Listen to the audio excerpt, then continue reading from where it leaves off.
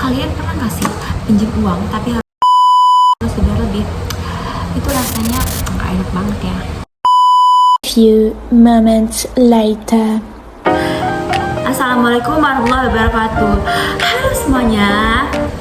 Izin memperkenalkan diri, nama Elsa Nurisa dengan NIM 24010640 dari Program Studi Ekonomi Syariah Fakultas Ekonomi dan Bisnis Islam STEBI Tanggal Mos Lampung. Aku membuat video ini sebagai prasyarat untuk memenuhi nilai UTS, kajian praktek dan presentasi mata kuliah Hukum Ekonomi Islam. Dosen pengampu Ibu Ekwi Haryani MH.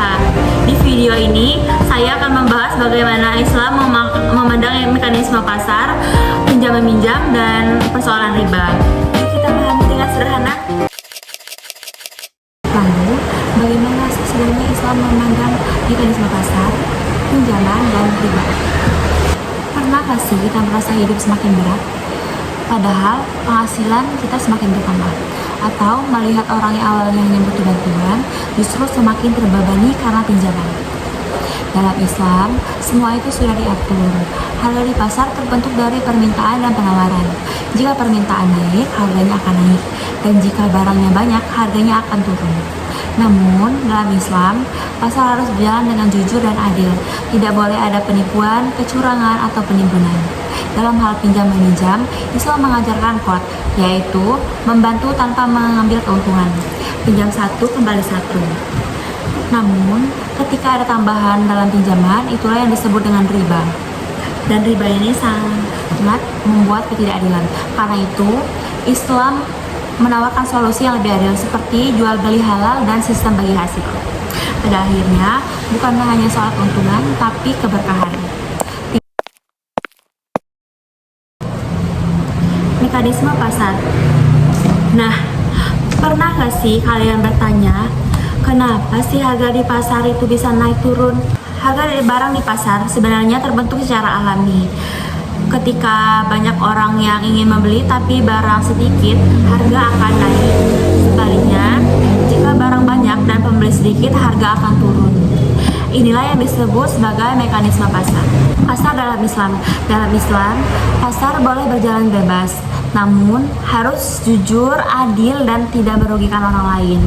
Pedagang tidak boleh curang, menipu, dan menimbun barang demi keuntungan pribadi. Selanjutnya, pinjam-meminjam. Dalam Islam, pinjam-meminjam disebut qard. Tujuannya adalah untuk membantu orang lain yang sedang membutuhkan. Pinjaman harus dikembalikan sama jumlahnya tanpa tambahan. Pinjaman harus jelas, tanpa tambahan, dan harus disepakati oleh kedua belah pihak. Tidak boleh ada bunga atau syarat yang merugikan. Nah, menurut kalian, adil nggak sih kalau kita pinjam uang tapi harus bayar lebih? Kalau ada tambahan yang diwajibkan dalam pinjaman, itulah yang disebut sebagai riba. Dan riba itu dilarang dalam Islam.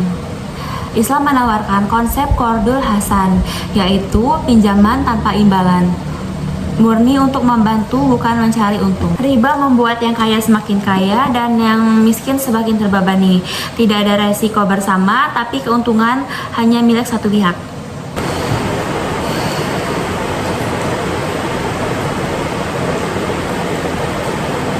Sekarang kita mulai paham kenapa tidak semua keuntungan membawa ketenangan. Karena dalam Islam bukan hanya hasil yang dinilai, tapi juga cara kita mendapatkannya.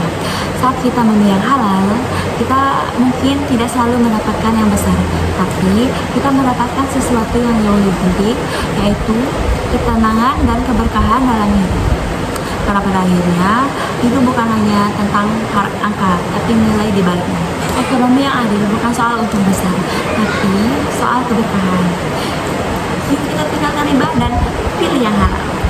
Semoga setiap langkah kita selalu berada di jalan yang halal dan diberkahi. Wassalamualaikum warahmatullahi wabarakatuh. Ingat, pilih yang halal. Halal, tenang.